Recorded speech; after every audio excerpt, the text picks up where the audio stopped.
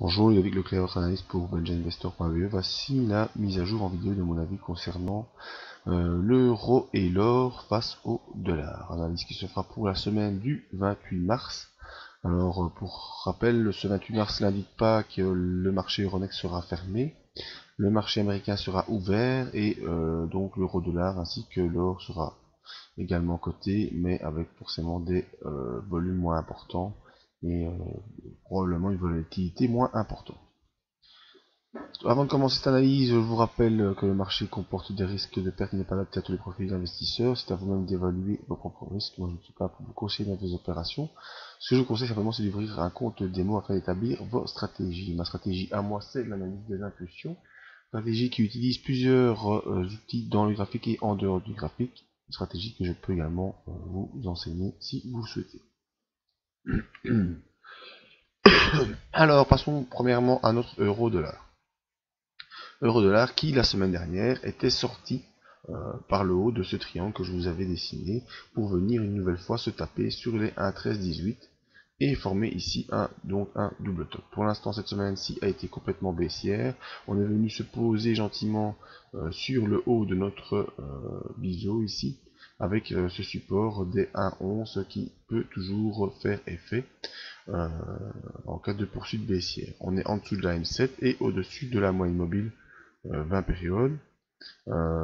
Concernant les indicateurs, je sais pas pourquoi il m'a tout réduit comme ça celui-ci.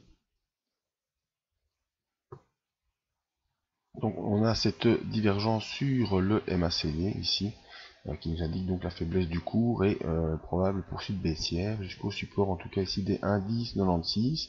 Nous verrons par la suite si le cours peut réaccélérer à la hausse ou à la baisse. Une fois arrivé sur ce point, eh bien le prochain support se situe aux alentours des 1,093 et cette ligne oblique de support. Donc à surveiller la poursuite baissière de l'euro-dollar sous les 1,1096 ou un rebond, ce qui pourrait s'apparenter à un simple pullback sur le haut de ce biseau, ou alors on part dans la théorie des double top et on devrait redescendre jusqu'à 1,078. Donc jusqu'ici, rien fait sur l'euro-dollar, on attend ce qui pourrait se produire. Au niveau de l'or, eh bien, on a eu une accélération baissière assez puissante en fin de semaine, qui nous a fait sortir par le bas de cette ligne de support et de ce petit biseau qu'on avait pu dessiner. Et donc maintenant l'objectif se situe sur les 1173, sans compter sur ce support aux alentours des 1200 points. Alors on a une ouverture des bandes de Bollinger, les SAR sont inversés, la M7 a coupé la M20 à la baisse, donc tout ça nous indique bel et bien une poursuite probablement baissière des cours de l'or. Alors j'ai des soucis avec mon MACD qui n'arrête pas de changer de configuration à chaque fois que je change de graphique, ça m'ennuie assez fort. Voilà, le MACD pour vous le montrer, il est bel et bien baissier sous son signal, il accélère à la baisse, pour l'instant au-dessus de 0, donc cela permet de ne pas exclure le rebond sur la zone des 1200, mais s'il n'y a pas de rebond sur la zone des 1200, eh bien on a un objectif ici sur les 1172, pas oublier cette ligne oblique qui est le canal baissier long terme qu'on a franchi à la hausse.